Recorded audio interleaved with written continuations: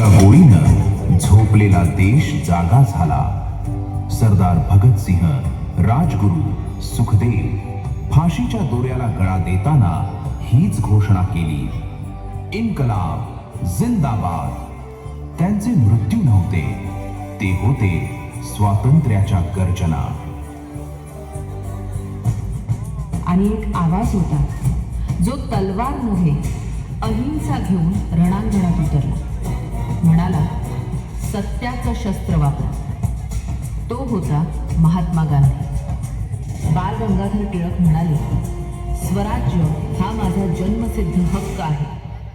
आणि त्या वाक्यानं लाखो हृदयानं धडधडायला सुरुवात केली. गोपालकृष्ण गोखले, लाला लजपतराय, बाळ गंगाधर टिळक, डॉक्टर बाबासाहेब आंबेडकर प्रत्येकानं भारताच्या स्वप्नात आपलं आयुष्य ओतलं.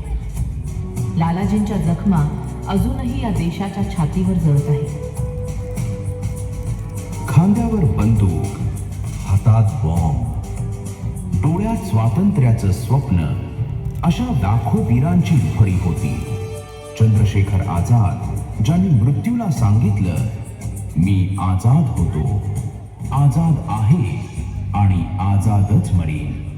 नेताजी सुभाषचंद्र बोस, ज्यांनी जगाला आव्हान दिलं, तुम मुझे खून दो, मैं तुम्हें आजादी दूंगा.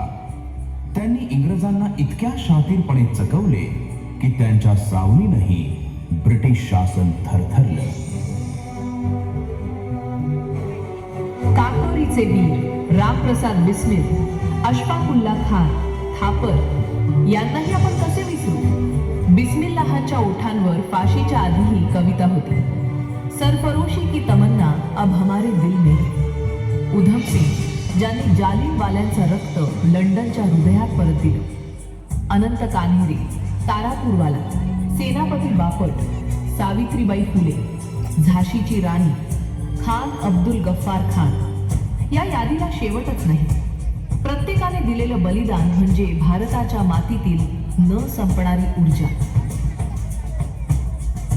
15 ऑगस्ट 1947 भारत स्वतंत्र झाला. आज आपण उभा आहोत स्वतंत्र भारतात. पण या स्वातंत्र्याची किंमत ती लाखो जीवांची होती, ज्यांनी तुरुंगाची अंधारी कोठडी सहन केली, ज्यांच्या शरीरावर लाठीचे डाग पडले, ज्यांनी अखेरचा श्वासही फक्त भारत मातेच्या नावाने घेतला. त्या सर्व अमर क्रांतिकारकांना आपला अनंत प्रणाम. त्यांची कथा कधी संपत नाही, कारण ती लिहिली आहे भारताच्या श्वासात, भारताच्या रक्तात, भारताच्या भविष्यामध्ये. आपल्याला मिळालेले स्वातंत्र्य हे एका दिवसाचे नव्हते, ते होते 90 वर्षाच्या संघर्षाचे. आकाशावर हलका केशरी रंग, दिल्लीतील रस्ते स्वच्छ, लाल किल्ला, राजपथ, संसद, सगळीकडे उत्सुकतेचा माहोल.